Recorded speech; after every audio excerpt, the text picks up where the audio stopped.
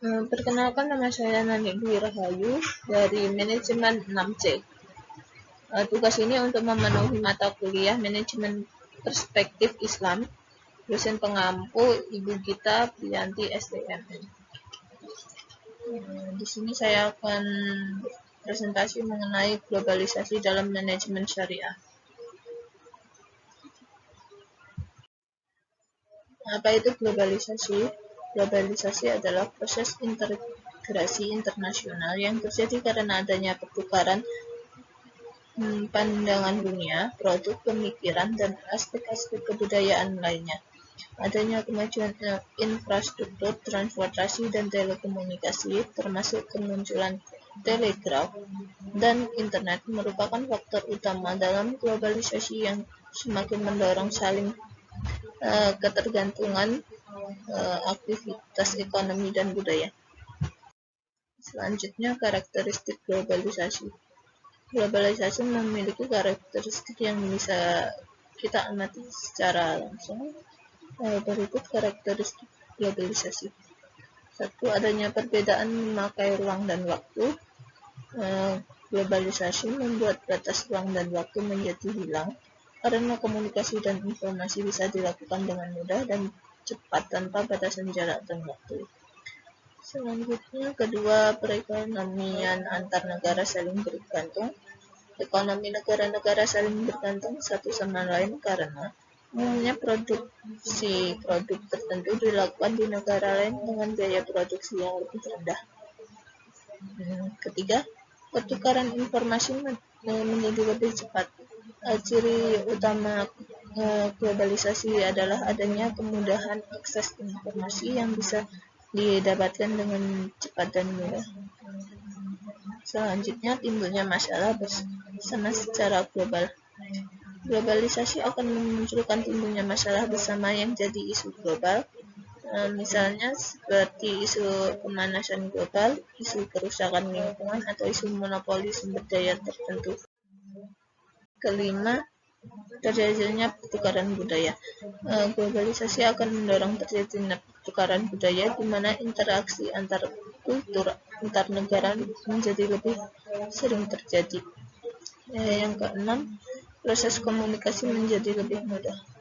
Komunikasi di era globalisasi dapat dilakukan dengan cepat tanpa batasan ruang dan waktu, dan bisa dilakukan dengan sekejap lewat perangkat ponsel dan internet. Ketujuh, keterbukaan di segala aspek. Karakteristik globalisasi selanjutnya adalah adanya keterbukaan di segala aspek seperti politik, sosial, budaya, dan ekonomi.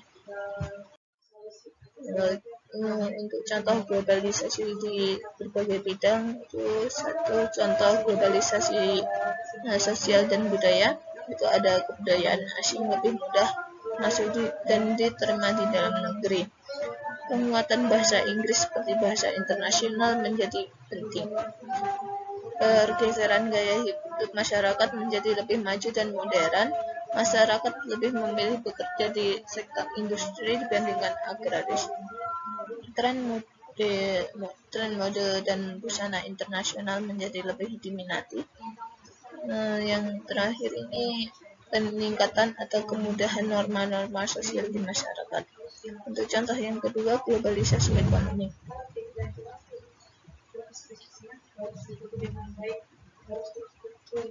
Itu membeli salah satu contohnya itu membeli barang dengan menggunakan kartu kredit atau rekening bank, melakukan jual beli secara daring melalui e-commerce, membayar barang yang dibeli dengan aplikasi GoFed, dan lain-lainnya. Yang ketiga itu contoh globalisasi politik, memperluas dan meningkatkan hubungan dan kerjasama internasional. Yang kedua, partisipasi aktif dalam politik internasional untuk mencapai perdamaian dunia, terbentuknya organisasi internasional. Yang keempat itu contoh globalisasi pendidikan di bidang pendidikan. Yang pertama itu pertukaran pelajar. kemudahan mengakses internet untuk menunjang kegiatan belajar. Yang ketiga, belajar dan mengajar berbasis teknologi. Untuk selanjutnya, dampak negatif globalisasi itu ada lunturnya nilai budaya asli. Lunturnya budaya asli dapat ditandai dengan hal-hal berikut. Menggerus nilai-nilai budaya asli seperti lunturnya gotong royong, solidaritas, kepedulian, dan kesetiakawanan sosial, sehingga dalam keadaan tertentu atau darurat, misalnya sakit, kecelakaan, atau musibah lainnya, ditangani oleh segelintir orang. Terus cara berpakaian bangsa Barat masuk ke dalam budaya bangsa. Yang ketiga, menurut perilaku yang buruk dan berbarat-baratan. Keempat, memberi salam tergantian cium pipi kanan dan kiri yang dikenalkan budaya Barat. Meniru cara berpakaian itulah dari luar yang tergantungan dengan gaya berpakaian di Indonesia. Yang kedua, perubahan gaya hidup. Perubahan gaya hidup mencangkup individualistis, yaitu mementingkan diri sendiri, programatis, yaitu melakukan kegiatan yang menguntungkan saja, terus materialistis, yaitu mengukur suatu sikap dengan materi, hedonisme, yaitu sikap bergaya hidup mewah dan boros karena status seseorang di dalam masyarakat diukur berdasarkan kekayaannya. Konsumtif, yaitu pola konsumsi yang melebihi batas. Yang terakhir yaitu sekuler, yaitu mementingkan duniawi dan mengabaikan nilai-nilai agama. Ketiga, terjadi eksploitasi sumber daya alam yang berdampak pada kerusakan lingkungan dan polusi limbah industri. Dengan adanya globalisasi, pastinya adanya industri yang dibangun. Pembangunan industri dapat menyebabkan lingkungan menjadi rusak, dari mulai alih fungsi lahan, eksploitasi sumber daya alam, hingga pencemaran air dan udara. Selanjutnya, manajemen Islam atau syariah. Kata manajemen sendiri berasal dari bahasa Prancis kuno, yaitu manajemen, yang memiliki arti seni melaksanakan dan mengatur. Menurut George Robert Terry, pengertian manajemen adalah sebuah proses yang pasti yang terdiri dari beberapa tindakan, yakni perencanaan, pengorganisasian, penggerakan, dan pengawasan. Semua itu dilakukan untuk menentukan dan mencapai target atau sasaran yang ingin dicapai dengan memanfaatkan sebuah sumber daya, termasuk sumber daya manusia dan sumber daya lainnya. Sedangkan menurut Harvey Fayol, pengertian manajemen adalah suatu proses perencanaan, pengorganisasian, koordinasian, dan pengawasan atau kontrol terhadap sumber daya yang ada agar mencapai tujuan secara efektif dan efisien. Sumber hukum Islam itu dibagi ada 4. Itu ada Al-Quran, As-Sunnah, Ijma, dan Qiyas.